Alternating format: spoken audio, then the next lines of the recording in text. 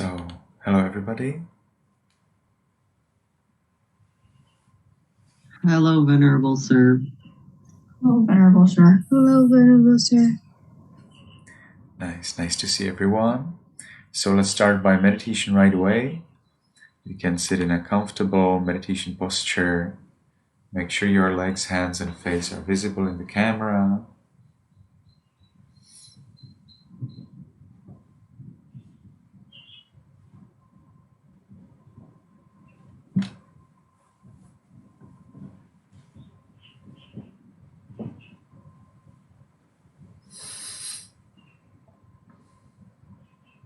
Very well. So,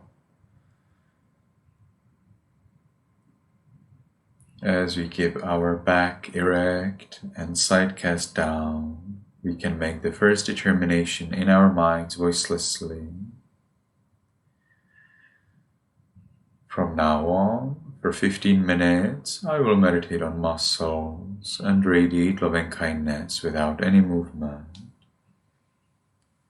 From now on, for 15 minutes, I will meditate on muscles and radiate loving kindness without any movement.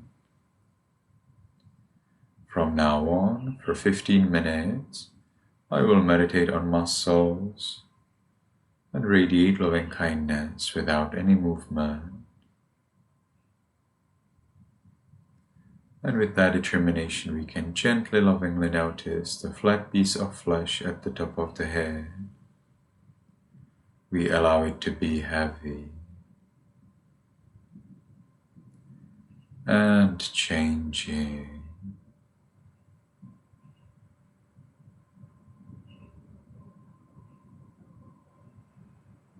We continue in this manner to the forehead, eyes, nose,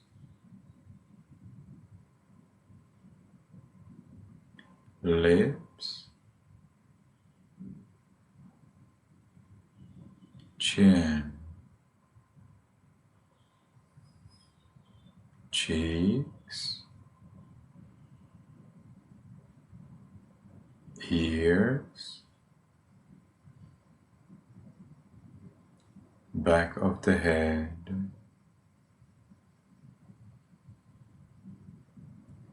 We allow all of the muscles and flesh throughout the head to be heavy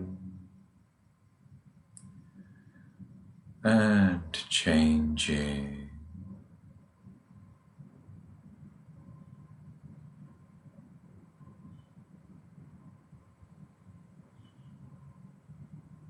We continue to the neck,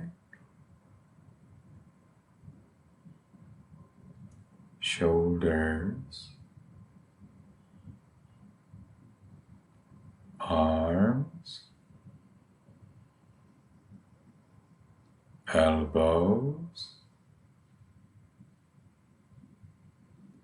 forearms, wrists,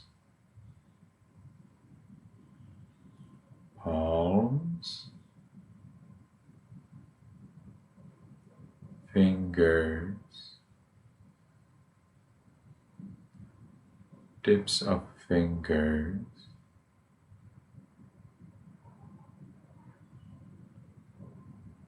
chest, abdomen, back,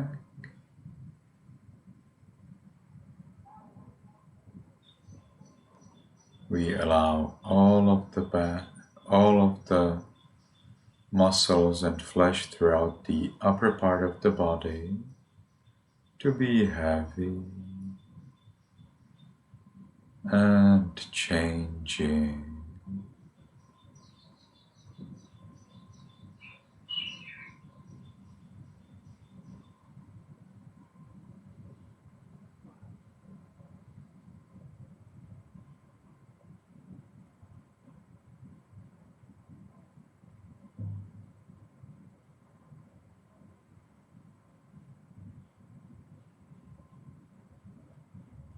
We continue to the buttocks, thighs, knees, calves, heels, soles, toes, tips of toes,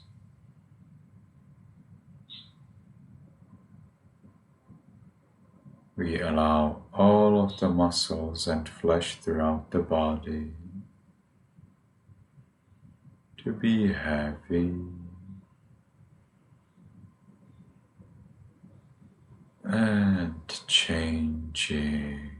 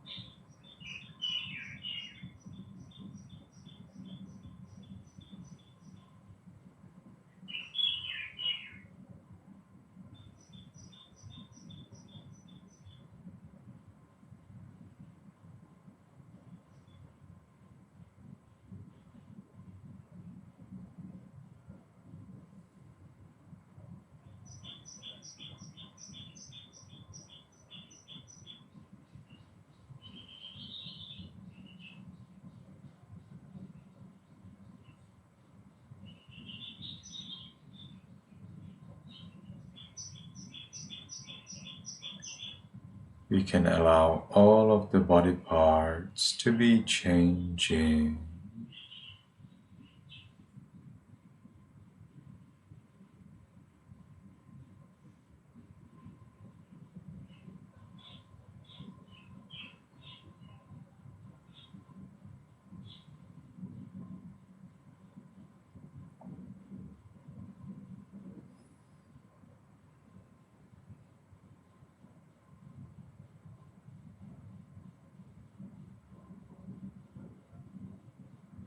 As we give the freedom to the body to be the way it is, we ourselves achieve freedom from worry about the body.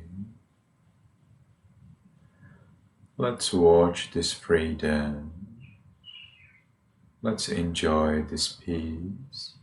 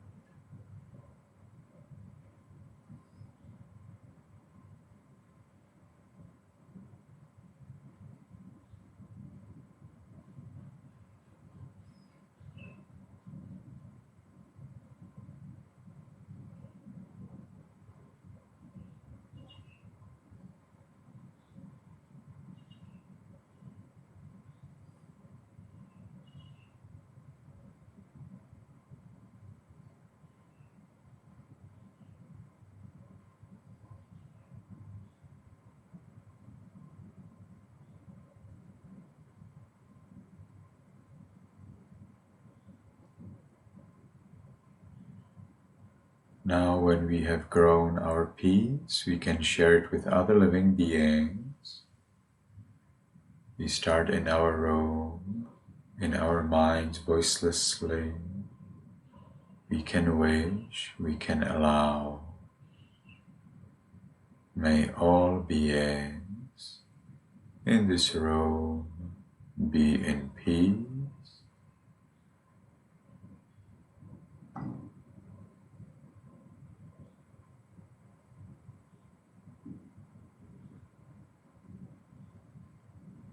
And we gradually expand our thoughts of loving kindness. May all beings in this building be in peace.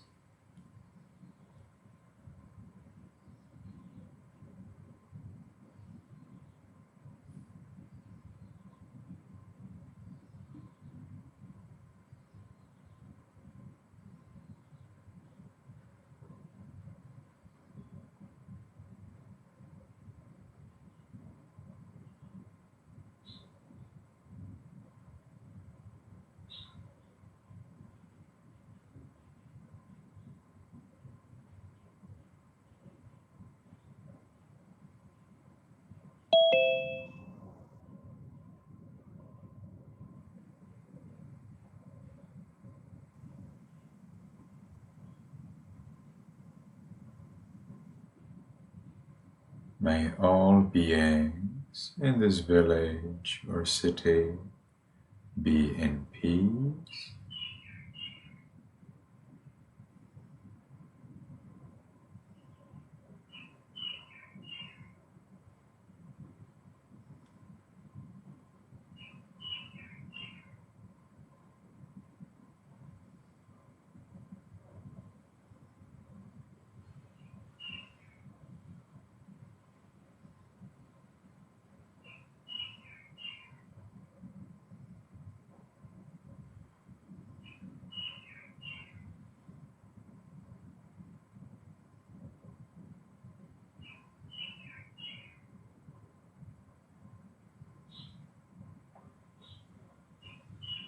May all beings in this country be in peace.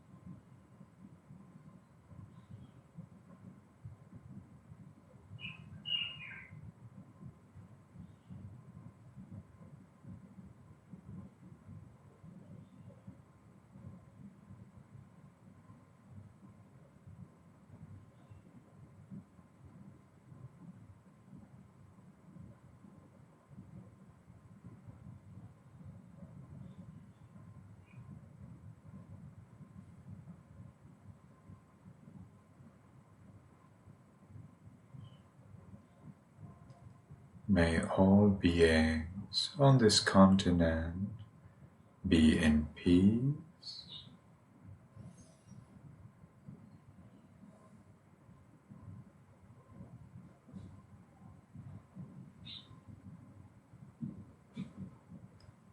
May all beings on this planet be in peace.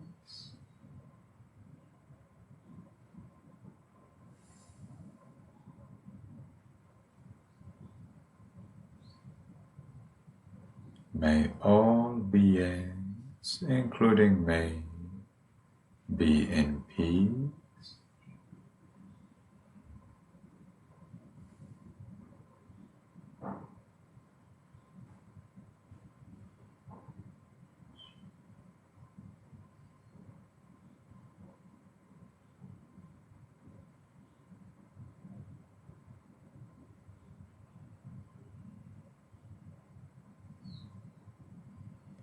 Now, because the time for this sitting is finished, let's make the last determination in our minds voicelessly. From now on, I will always be calm.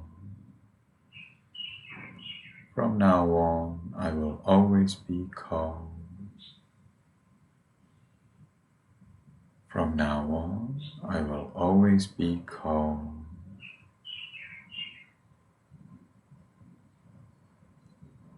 And with that determination, we can slowly, mindfully change the way of our sitting.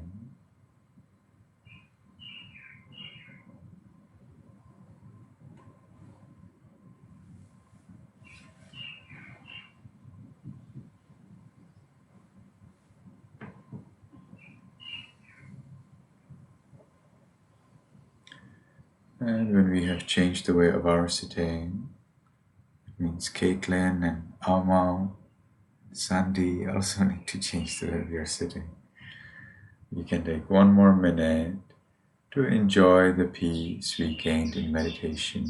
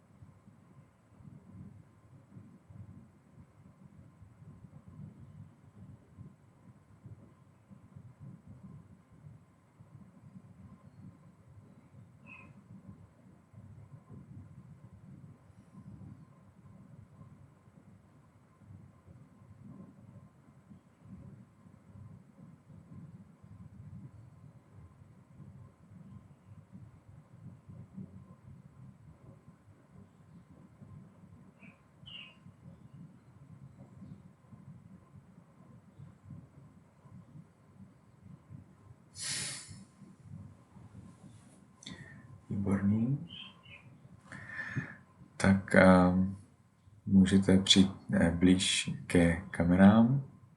So yes, I'm talking in Czech, I see. So you can come close to your devices. And I will give you the 3 refuges 5 precepts in the Sri Lankan pronunciation, so you can unmute.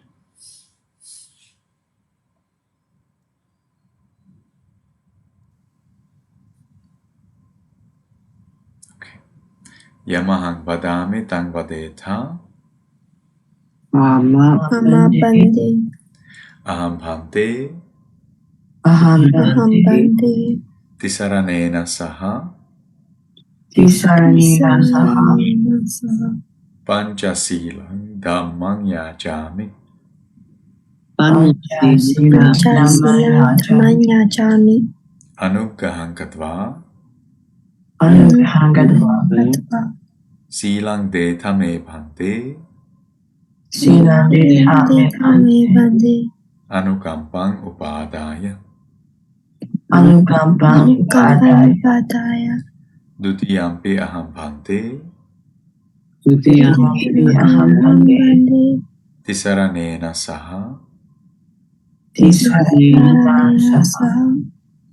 Panchasilang dhammang yajami. Panchasilang dhammang yajami. Anuggaham katva. Anuggaham katva. Silang detha me bhante. Silang detha me bhante. Anukampang upadaya. Anukampang upadaya.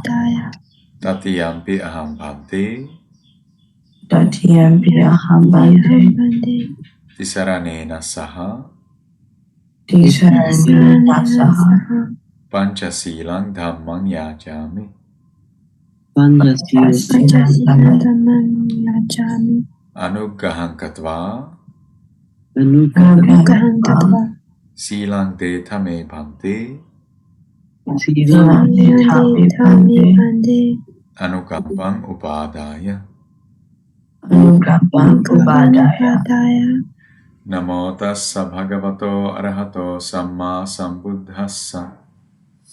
Namo tassa bhagavato arahato samma sambuddhassa. Namo tassa bhagavato arahato samma sambuddhassa. Namo tassa bhagavato arahato samma sambuddhassa. Perfect. So you always recite it 3 times. Listen to others whether they have finished. You can also see my head when I do this. It means now this is the time to recite again. And then that way you can stay together reciting somehow unisono. That means together at the same time. Buddhang saranang gacchami, dhammang saranang gacchami, sanghang saranang gacchami. Buddham saranang gacchami, dhammam saranang gacchami.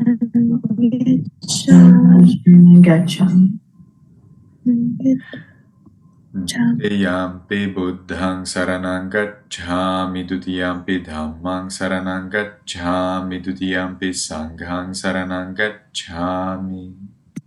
Dutiyampi buddhang saranang gacchami, dutiyampi dhammam saranang gacchami, dutiyampi sanghang saranang gacchami.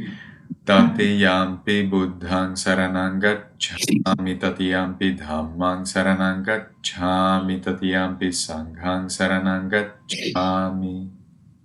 Tatiyampi buddhang saranang gacchami, dhammam saranang gacchami, tatiyampi sanghang saranang gacchami. Sarana-gamanang paripunnang. Aham bhante. Panatipata veramani sikkhapadang samadhiyami. Panatipata veramani sikkhapadang samadhiyami. Adinadana veramani sikkhapadang samadhiyami. Adinadana veramani sikkhapadang samadhiyami. Kamesu miccācārā veramani sikkhapadang samadhiyāmi.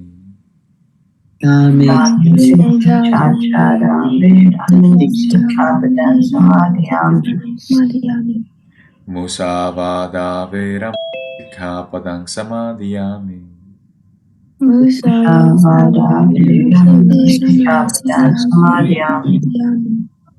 Suramēraya majjapamādaṭṭhānā veramani sikkhapadang samadhiyāmi.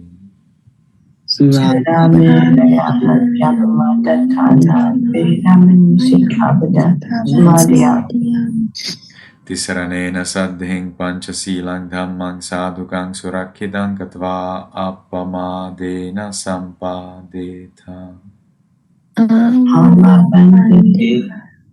May you be happy, may you be healthy, may you soon attain the eternal bliss of Nibbana.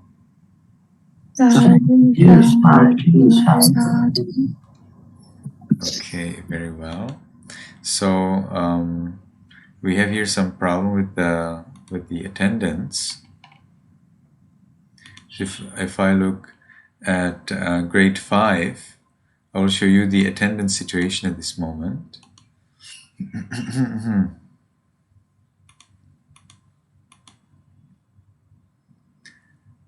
All right. So I don't know if you can see it. Can I make it bigger? Yes, I can. So here, as you can see here, I have here some people red. So what is it when it's red? Well, red means if the person did not come 3 times or more and did not do their homework, then they are red. That means they're disqualified from the class. Actually, they are not expected to come for the class again. And it would be better if they do not come. Instead, they send to me a message, an email with the homework done for the previous classes. So for example, here Jeffrey would have to send me homework for the last 5 classes before he would be admitted back into this class. All right. As for Paris, she would need to send to me homework for the last 3 classes if she would like to be admitted. Now look at this. We have here orange, Florence. All right. So why is Florence orange? Because she is in a critical state. All right. But I see that today Florence came. So Florence is rescued. And because she came, Florence, did you do your homework? I did the 1.8 thing. What did you do? What did you read? The summary for the page 157 to 162. Which book? The Buddhist legend story stuff. The stories. Okay, so you read the introduction? I read the pages you assigned me to. Okay. Page 157.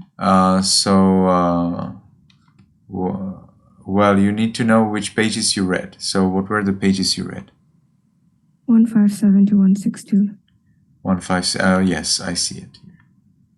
So yes, Florence got it previously. Yes, I did not even hope that you will actually come. So I'm happy that you came. So then, that's good. So because Florence has come, she is rescued, all right, and she has even done her homework, which is actually more important than your attendance. And so Florence is back. Florence is back in the good color, all right. So make sure that you do your homework. Actually, homework is more important than the attendance. I'm now talking to everybody. Homework is more important than your attendance. If you do homework every single class and you never come, then you pass. It's all fine.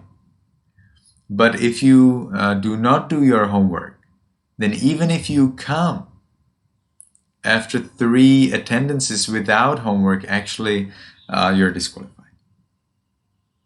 All right.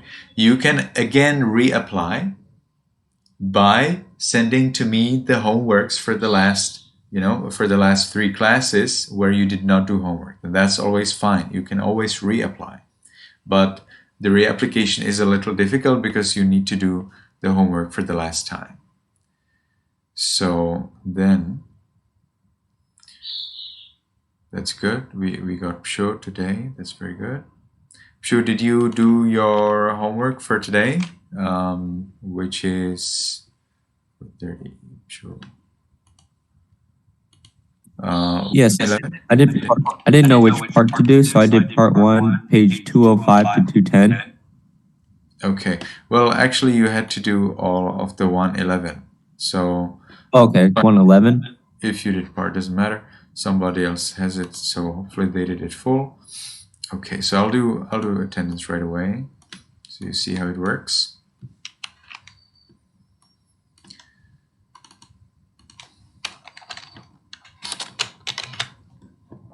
So we have Almau here. That's good. We have Florence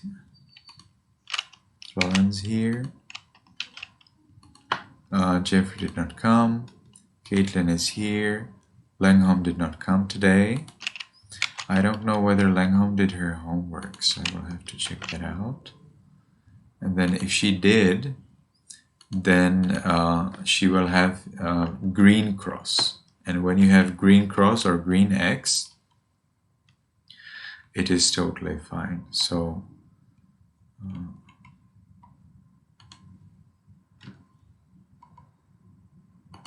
Langham had 113, no 114. That's right. We had 114. 14, and I don't see it. I see here only from Ao Mao. So Langham didn't do it, so therefore her X stays black. All right, but it's no problem because it's the first one. So if next week she comes and she has her homework done, nobody cares. So it's all okay. If you miss out one class, it never matters. All right. Psho has done his homework, so he will have it green.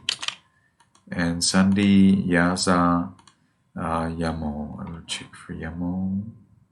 113. Yamo has done it, so she will have it. She will have a green tick. Nice. So attendance is done. And before we move on to homeworks, I would like to know your situation with meditation. In grade 1 and 4, and now in grade 3 also, I will be asking about how many days per week per the last 7 days they meditated. If you attended the last class here and you meditated with me, then that counts as 1 day complete. All right. So every day you need to meditate. If you meditate 3 minutes or 5 minutes or 10 minutes, it really doesn't matter. Important is that you meditate every day. You cannot meditate 1 day for 2 days. You cannot meditate on Monday, not meditate on Tuesday, and then on Wednesday you meditate twice. Doesn't count. Okay, it still counts as 1. So I'm asking you about days, not about times you meditated. And so that's the question. So I will start with Yaza. Yaza, out of the last 7 days, how many days did you meditate? Well, I only meditated once last week in the class. During the class, okay. So the recommendation is to meditate every day. Do you think you can manage to meditate every day? I'm sure I could find time to put in at least 10 minutes of meditation every day. That's good. At what time would you like to meditate every day? Well, on weekdays, I usually wake up around 6 a.m., so I could probably meditate around that time. When exactly would that be?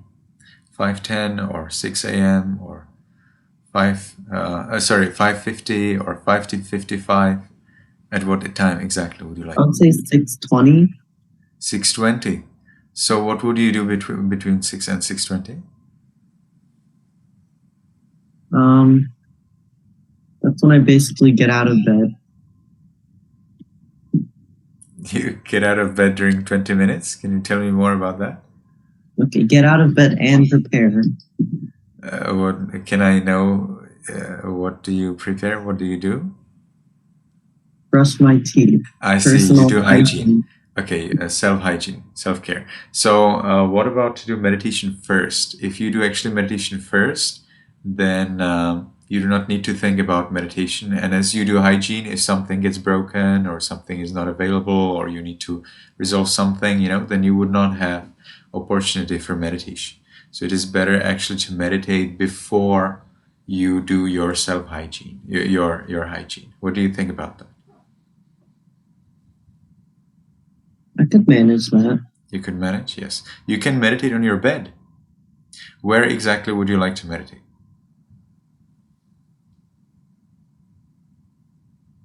Well, I was thinking of just meditating downstairs, Where down? but if I'm going to meditate when I first wake up, I'd probably do it on my bed. Yes. Then I think on the bed is the best. It's more convenient, and you have no excuse. You cannot say, "Oh, it's so far." You cannot say that because it's on your bed. So on your bed every day at 6 a.m. All right. Does that work also on your? Now this is your Saturday. On Saturday, you can skip it because we have class if you come for class. And then on Sunday, would that work on Sunday at 6 a.m.? On weekends, my wake up time is random. I see. So what about to make it random only on Saturday and make it regular on Sunday so you can have your time for meditation clear? Doesn't need to be the same as the weekdays, but it needs to be regular. What time would it be on Sunday? I think I'll need to maybe come up with a time for that. Okay, I don't know if I can think of one on the spot. Yeah, I'll get back to you soon. So, Caitlin, out of the last 7 days, how many days did you meditate? I've meditated one day today. One day, I see. Okay. Actually, today is a new week. Always count from our meeting as a new week. Okay. So last week you came, right? You were meditating. So that was the one time. So do you think you could meditate starting from Yes. tomorrow every day? What time and where?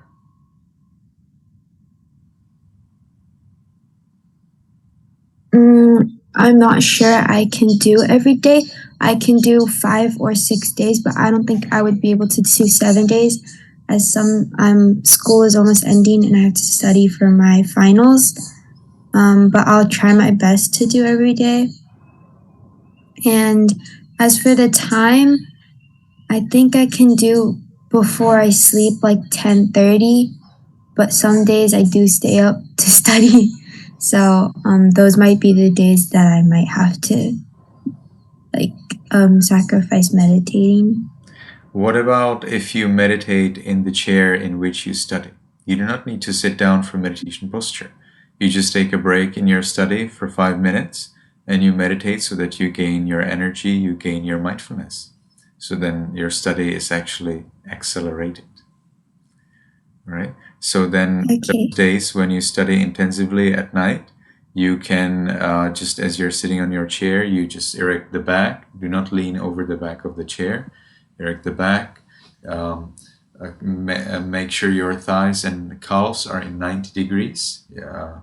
90 degrees. And the knees need to be a little open to the width of the hips. All right. Then you can keep your hands together on the lap, and you can take 5 minutes. You can do meditation on muscles that will nicely relax you, get you back to your present moment, and it may actually increase your enthusiasm to study. I have found out that sometimes as I study a lot, it gets so boring and I just don't want to study. I don't want to see it at all. And then I sit down. I don't meditate 5 minutes. I meditate 30 or 60 minutes. So I meditate my 30 or 45 or whatever is the time.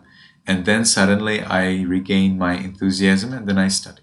and I can then study 3 hours, 4 hours continuously, and I'm very clear, very fresh. It's easy for me to remember. I write my notes very well, and I'm then very happy. And then when I'm doing my assignment, it's well done. So your meditation actually can accelerate your studies. So 10:30 p.m. every day. Would that work also on Saturday? Saturday now is your Saturday, so Saturday we meet. That's different. But on Sunday, does it work also on Sunday? 10:30 p.m. On Sunday, yes, it would also work, but maybe the time would move like from 10:30 to 11 or something like that, because I do sleep a bit later. Okay. Try to maintain the time exactly the same every day, so that your body gets used to it, your mind gets used to it, and they will remind you. Okay, so when you get lost in something, for example, you're watching some movie or watching a YouTube or being in communication, your mind will remind you, hey, now's the time to meditate. So then you will think about, oh, I need to meditate. Okay, so let me see if I can do it at least as soon as possible. So regular time, regular place. Alma, how many days in the last 7 days did you meditate? 1. 1, I see. So at what time would you like to meditate every day? Probably on weekdays. I would probably meditate on my bed when I wake up. At what time would you like to meditate every day? What time would be possible for you every day? 6:30 a.m. or p.m.? a.m. a.m. Good. Do you think you would wake up at 6:30 also on Sunday? Probably not. Probably not. So what would be the time on Sunday? 8:30 a.m. 8:30 a.m. Good. So you would meditate on your bed all the times? Yes. Okay, good. So do you think you can manage meditating 7 days a week starting from tomorrow? Yeah. Great. Yamo, out of the last 7 days, how many days did you meditate? Once.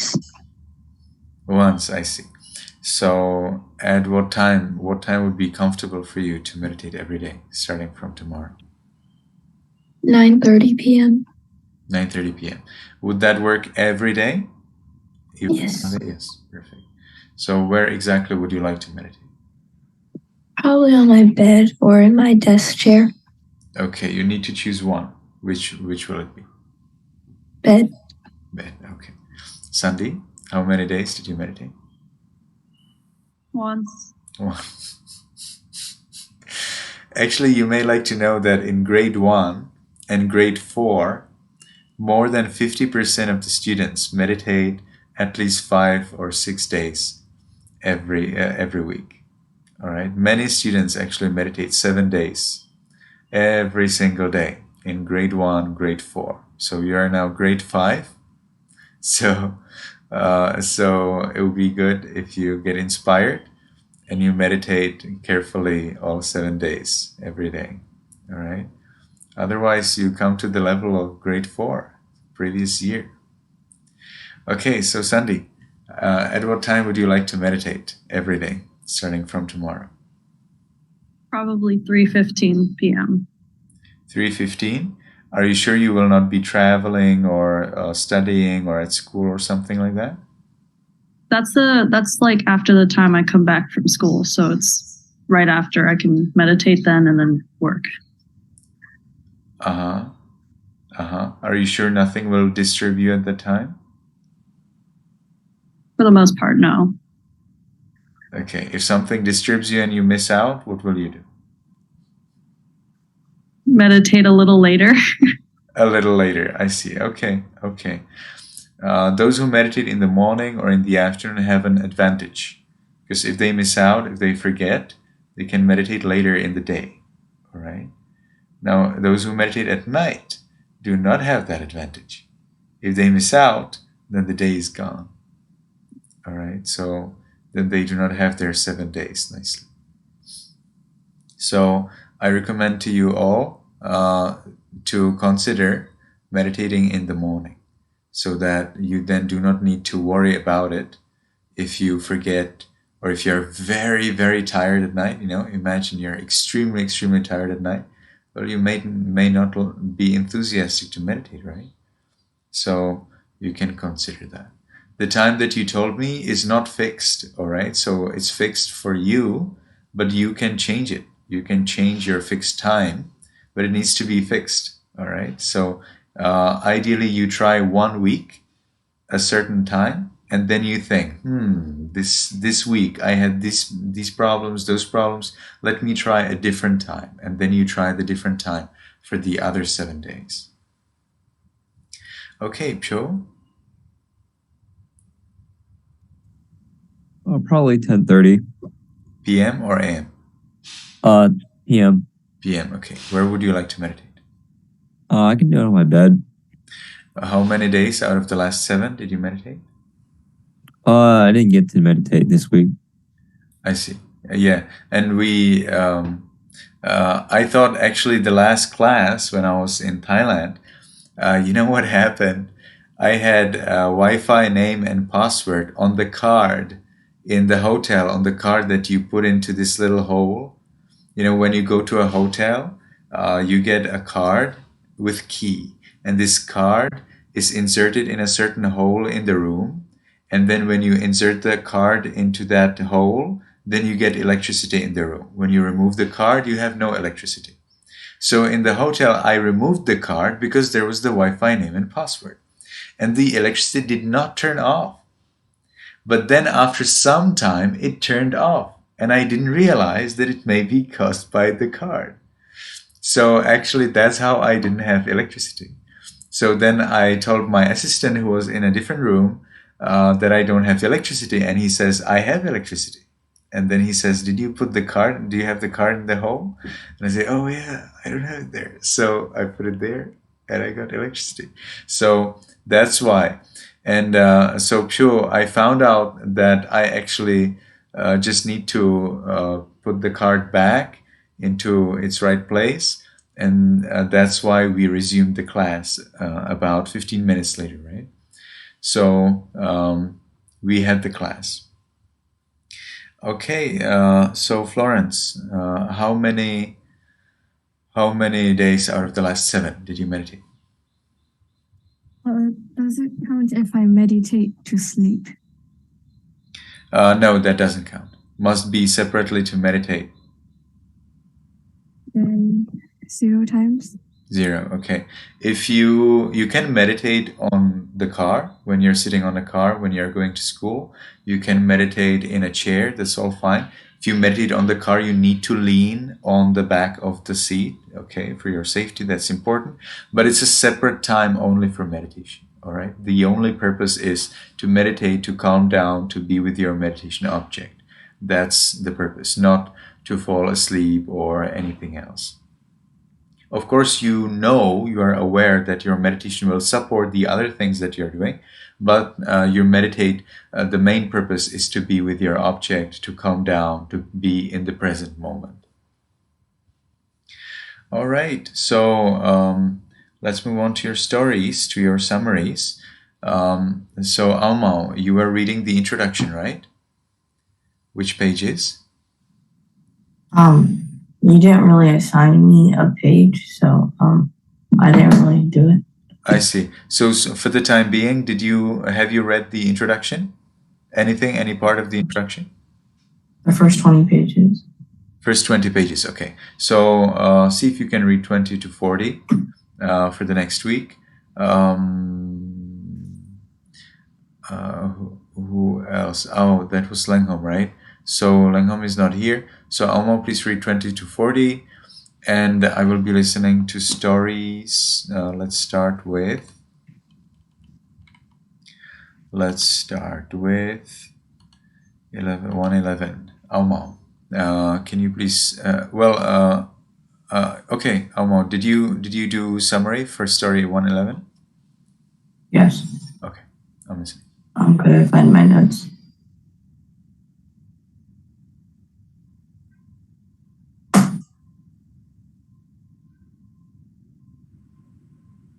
I'm having trouble finding my notes. Could you come back to me later? Okay, good. Actually, I said that I will come back to Yaza also, right? So Yaza, at what time would you like to meditate on Sundays? I think 5 p.m. would be a good time. 5 p.m. Do you think you will not be disturbed by anything and anyone at that time? I mean, I could meditate in this room, which most of the time nobody's in. And you do not travel, you do not have any party, anything like that on Sunday?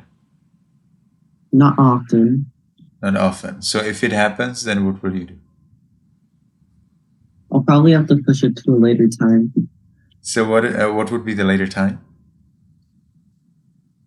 Well, it depends on how long the event takes.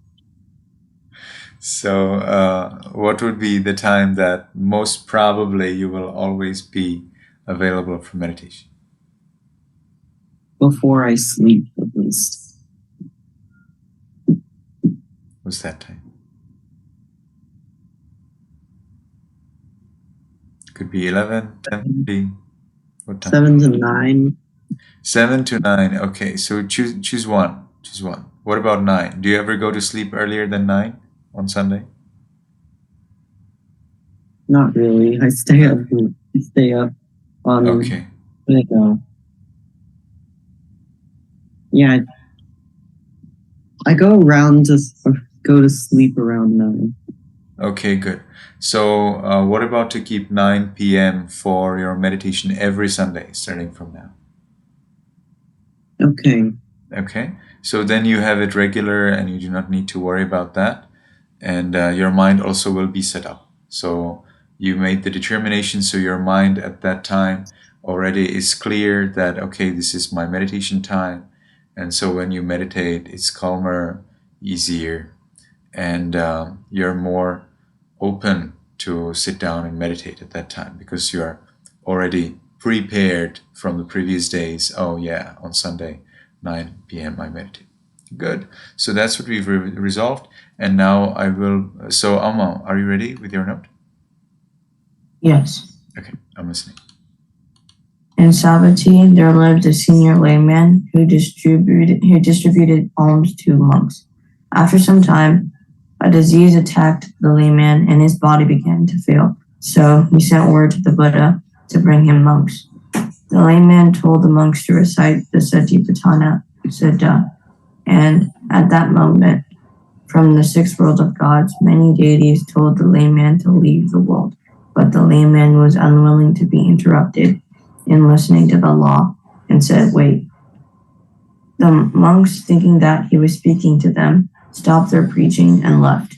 The layman died and was reborn in heaven, while the monks went to the Buddha and told him that what had happened when they were preaching. But the Buddha told to the monks that the layman was speaking to the gods. Yes, the monks were reciting. Okay, reciting. So what happened was actually the monks, they were reciting exactly the Buddha's teachings. Okay, they were not preaching.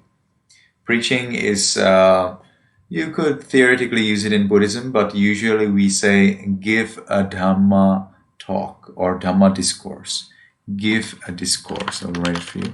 Give a Dhamma discourse. They maybe use the word preaching in the book that you were reading, but it's not what we use today, in the Buddhist community. So giving a Dhamma discourse is in Buddhism. In Christianity, you say preaching.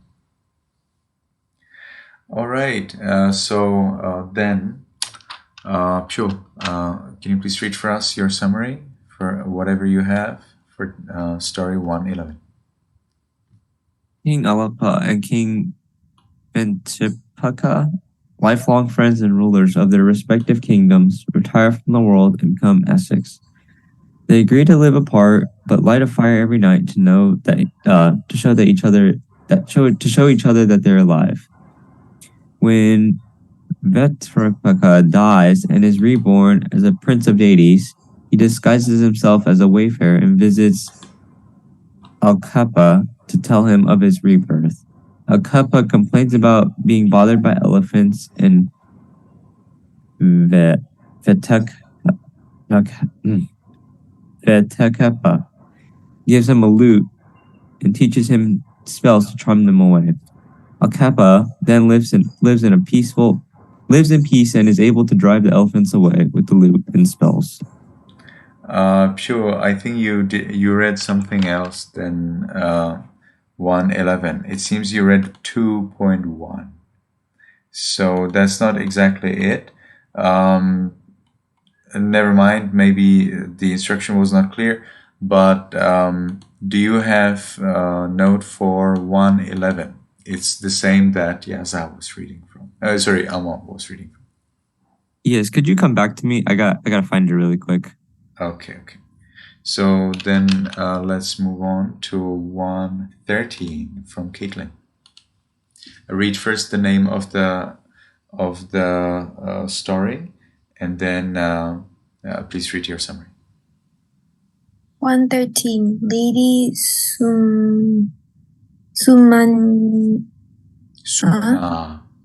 Sumana, right? Sumana. Yes. How do you spell it? If you don't know how to read it, spell it for me. I will read it for you. Sumana, right? Yes. Sumana. Yes. Every day, 2,000 monks have their meal in the house of. I'm sorry, I need help with this. Yes.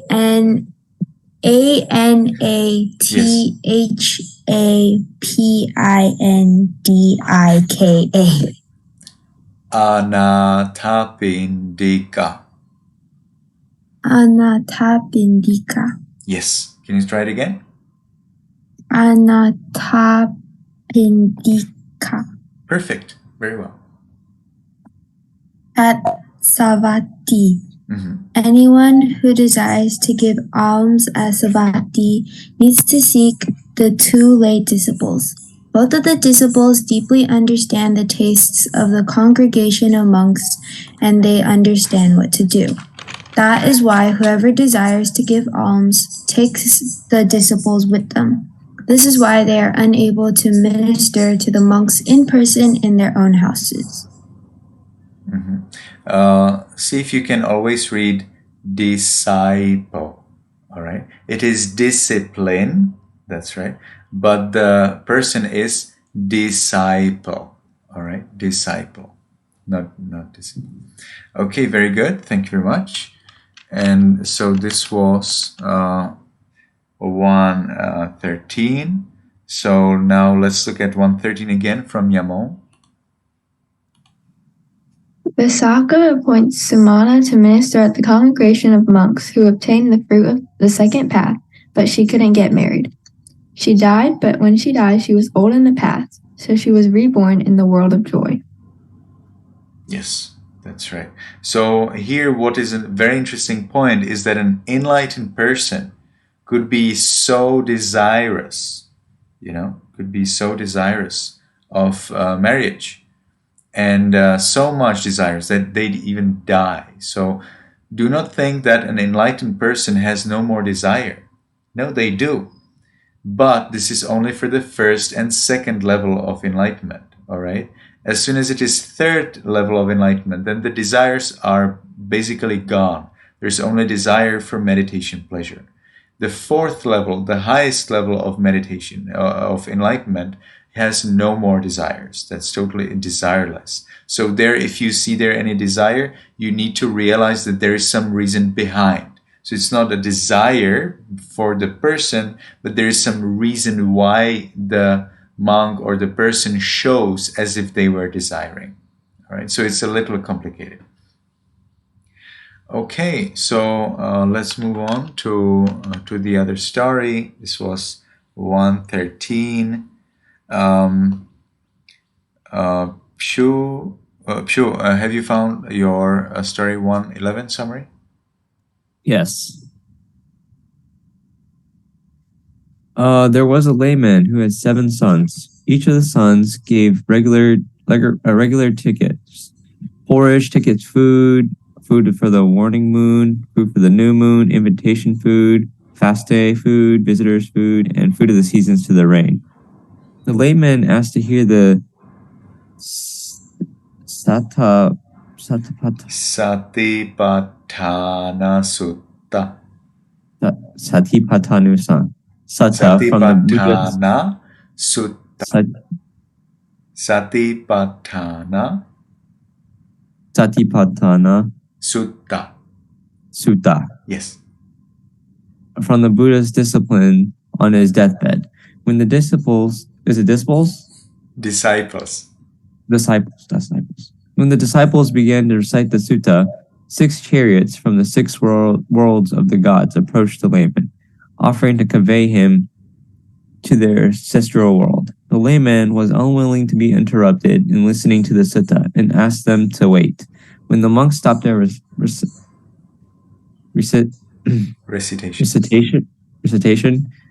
thinking that the layman was speaking to them, they departed. The layman's children wept and thought their father had stopped the recitation out of the fear of death. Yes, thank you very much. So let's continue. Story 114. That's the last story in this chapter. Florence, do you have it? No. Oh, you don't have it. So what did you do? What did you prepare? Oh, you prepared the pages, I see. So, okay, that's fine. So can you please read for us your pages, 157 to 162, story 1-8.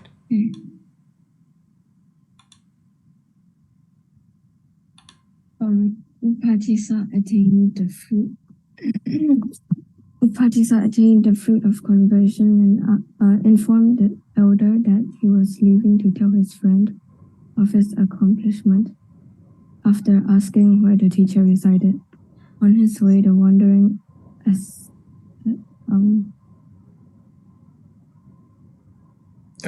can't read that word. You continue? Yes. The wandering ascetic. Yes. Solitas saw him approaching and noticed the change in Upasita's expression and found out Upasita had attained the deathless. And then both of them attained the deathless and decided to inform another teacher, the wandering ascetic Sanjaya. However, that teacher refused to go along with them. Another teacher welcomed them to lead the holy life. Soon all the teacher's disciples attained arahatship, except Upatissa and Kolita. When the teacher assigned the roles of chief disciples to both of them, the other monks were offended and claimed the teacher showed favoritism. Upon hearing that, the teacher denied and told the story of 2 brothers, Mahakala and Kulakala. From the rice field they grew, Kulakala desired the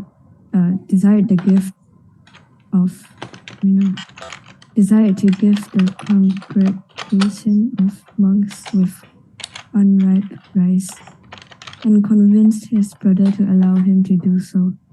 They divided the field, and after presenting the rice at the meal, the teacher granted his wish to be the first to attain arahatship. Now the spotlight shifts to Yasa. He had also wished for arahatship. One day, while in the process of burning the corpse of a pregnant woman, he criticizes the impurity of the body and then informed his close ones of it also. Because they spread the consciousness of the impurity of the body, they developed specific attainment and obtained what they wished for.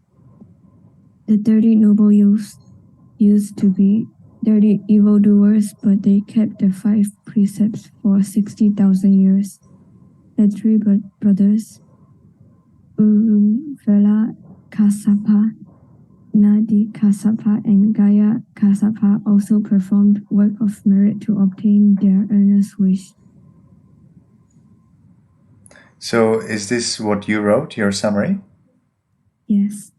That's so long. Like if Paris had to do like this for all of the remaining classes, I don't think she will do it. You need to write 5 sentences. Okay? 5 sentences. So your 5 sentences do not have to be short. You can have them a little longer, but it needs to be maximum 5 sentences. So 3 to 5 sentences. Can be 3, can be 4, can be 5. I think you wrote like 20. So make sure that you keep up to the limit. And when you have C in Pali, you always read as ja. So in the you can see in the chat box here for Zoom, I wrote for you a little help. Jula, not kula. No. We read always in Pali. We read C as ja. There is never exception. Okay. You know, also when you say ya jami, you know, aham bhante tisaranena saha pancha silang dhammang yajami. You see, we write it as C, but you read it as ja, always. All right, so let's continue. Let's see if we can finish within the next few minutes. We have now Sandhi and Yasa. So Yasa, can you please start? This will be 2.1 part 1. Okay, so once upon a time, there were 2 kings who were good friends, and one day, these 2 kings decided to renounce the world and become ascetics in the mountains. After some time, one of the ascetics died, but was reborn as a deity and gifted their friend spells and a lute to charm orphans. At the same time, in the kingdom Kosambi, a monster bird stole the queen of the kingdom with her child and dropped her in a tree near the residence of the ascetic, where she managed to scare the bird off. The ascetic soon found the queen, and after he had helped her get out, she seduced the ascetic to prevent him from abandoning her and her child. One night, the former ascetic saw the king of Kosambi passed away, and the ascetic gave his lute to the queen's son so he could return to the kingdom Kosambi safely and become the king. Okay, nice. Thank you very much. You may like to know that in Myanmar, now all of you have Myanmar descent, so in Myanmar, there is this state called Shan State. Have you ever heard of Shan State? Those who have, you can nod your head. Yamo, have you ever heard of Shan State? No? Well, Florence is Florence, you are actually partially Burmese, right? Have you ever heard of Shan State? My father is from Shan. Your father is from Shan, you see? So, Florence, anyone else has Shan relatives? No one? Okay. So, Florence, do you know that the king Udena, that the bird, I see Alma also. Alma was born in Myanmar, but I'm now searching someone with relatives in Shan State or from Shan State. So, King Udena, the king that now Yaza was talking about, that will be the baby of the mom. So the big bird, a big, huge bird, it's translated as the elephant bird,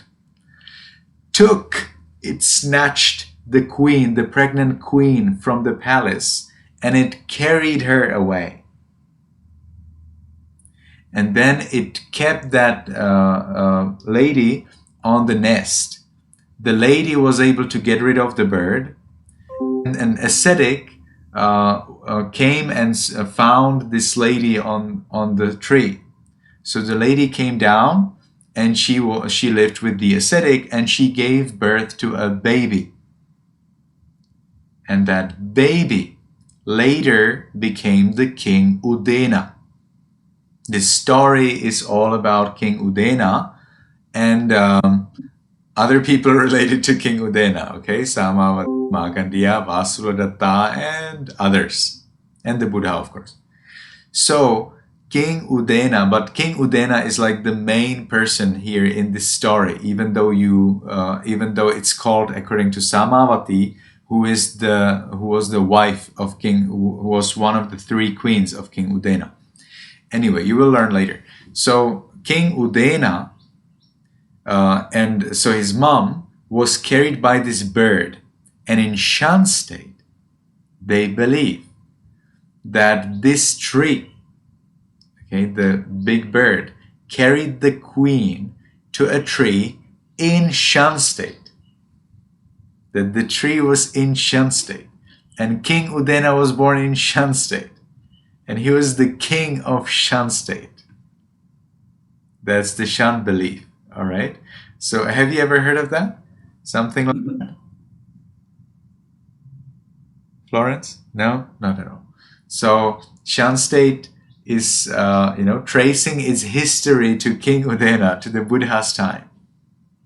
So you may like to know that this is Shan state belief. Of course, you may not like to accept it. It's hard to accept it, but it's an interesting point. Many countries in Asia actually try to get some kind of history into the Buddhist scriptures that helps them to gain identity. Identity is psychologically very important. And sometimes religious leaders and religious teachers and religious followers try to make identity based on the religion that they follow, to support them in the practice. It's false. It's not true. Probably they know. Never visited Shan state. Okay? But that's what they believe. And that's what makes them happy. You see, we are coming from the lineage that was related to the Buddha.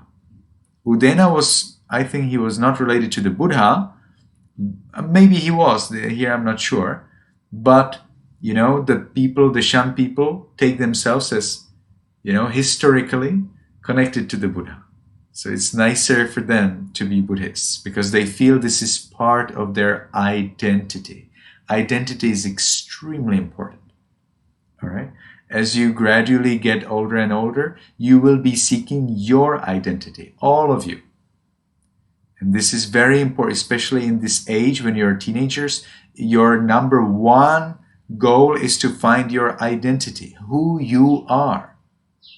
You're gradually separating from your parents, but as soon as you get separated from your parents, well, then who you are without your parents. Okay? Are you a hippie? Or are you a skinhead? Or are you a rocker? Or are you a hip-hopper? Who you are? You understand what I mean? So when you're in your teenage years, you seek your identity. All right. So identity is important, and we can see that in Asian countries that they were very clearly aware that embedding religion into your identity supports your religious practice. But again, if it's false from our point of view today, it's not very powerful. Okay, Amo, I see. Amo is partially Shan. Very good. So when you study history of Myanmar, you will see a lot of religious embedding into their identity. But scholars, historians, don't believe it. All right. It becomes more serious when it comes to Shwedagon Pagoda. All right, Shwedagon. So Shwedagon Pagoda is supposed to enshrine the Buddha's 8 hairs. All right, but really, some historians, or actually I'd say most or all of the historians who are not Burmese, immediately reject that. They say it's not possible. But we cannot do that, okay? And you should never say it to any Burmese person, or you're doomed. they will not like you at all. So Shwedagon is an integral part of Burmese identity. All right, so you do not try to remove persons' identity. That's what they believe. Okay, it makes them happy. We cannot do much, but identity is important. All right. Okay, so that was the first part, and let's listen to the second part. There are many parts in 2.1, and Sandy has part 2. Birth and youthful career of Gosaka. When Gosaka was born, he is found by a treasurer, but when the man gets a son, he decides to kill Gosaka. The treasurer tries to kill him in many ways, and each time a new person picks up Gosaka, but the treasurer buys the boy back. During one of the treasurer's attempts on Gosaka's life, he meets his wife of past lives, who saves him and they marry. When the treasurer dies, his position goes to Gosaka, and Gosaka was abandoned 7 times but never died because of the deeds in his past life. Because of the good deeds in his past lives. Okay.